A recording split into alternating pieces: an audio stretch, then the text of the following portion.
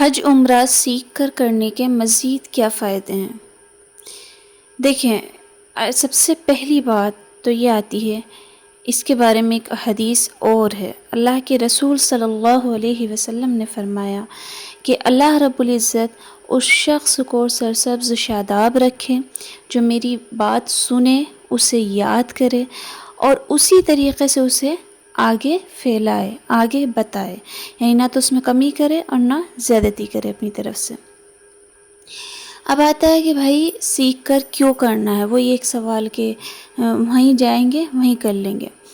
دیکھیں، کوئی بھی کام ہے، اب بندہ سوچے کہ بھائی میں جو یوٹیوب سے دیکھ لوں گا یا مفتی سے پوچھ لوں گا، میرے پاس نمبر ہے، تو ایسا نہیں ہوتا۔ آپ کوئی کام کرے اور کام کرتے کرتے آپ پوچھ رہے ہیں اس ٹائم پہ، تو اس طرح وہ کام نہیں ہوگا ٹھیک۔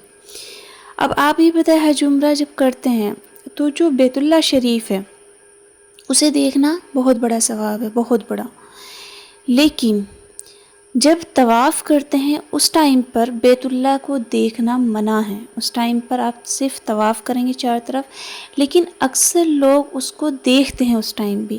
کیوں دیکھتے ہیں؟ کیونکہ انہیں علم ان کی کمی ہے۔ یہ سنت کے خلاف ہے طواف کرتے ہوئے کعبہ شریف کو دیکھنا۔ تو یہ چیز ہمیں کہاں سے پتہ چلے گی؟ جب ہمیں نالج ہوگی، جب ہمیں پتہ ہوگا۔ اچھا، کچھ لوگ بولتے ہیں ہماری عمر ہو گئی، اس عمر میں ہم کیا یاد کریں، اور ہم اگر یاد کر بھی لیں تو کیا ہمیں یاد رہ جائے گا؟ دیکھیں، جو کام عمل کی نیت سے کیا جائے، جو بات عمل کی نیت سے یاد کی جائے، کوئی بھی چیز ہے، جو چیز، جو بات، جو حدیث، جو بھی سنت، جو مسئلہ آپ عمل کی نیت سے اسے حفظ کریں گے، سیکھیں گے، یاد کریں گے، تو وہ آپ کے دل دماغ میں نقش ہو جائے گا۔ اور آپ جب عمل کی نیت اس میں رکھیں گے، خلوص کی رکھیں گے، اللہ کی رضا کے لیے رکھیں گے، تو یہ ممکن ہی نہیں کہ وہ چیز آپ کو بھول جائے۔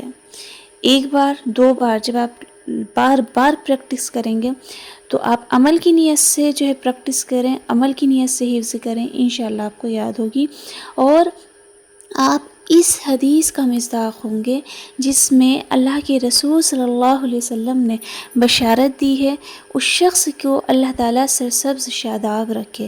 سرسبز شاداب کا کیا مطلب ہے؟ اللہ آباد رکھے، خوش رکھے، سکون دے اس کی زندگی میں۔ اور آپ دیکھ سکتے ہیں جتنے بھی یہ بڑے بڑے علماء ہیں جنہوں نے دین کے لیے اپنی زندگی کو وقف کیا ہے، اور حال ہی میں مولانا سجاد نعمانی رحمۃ اللہ مدظ اللہ العالی، مولانا پیر ذوالفقار رحمۃ اللہ علیہ، مفتی شفیع رحمۃ اللہ علیہ، اللہ نے کیا انہیں مرتبہ دیا، کیا انہیں وقار دیا، کیا انہیں سرسبز شادابی دی۔ دیکھیے، جو بندہ دین سے دور ہے وہ چڑچڑا سا ہوتا ہے، ڈپریشن میں ہوتا ہے، انگزائٹی ہوتی ہے، غصہ، جنون، یہ سب چیز اس کے اندر ہوتی ہے۔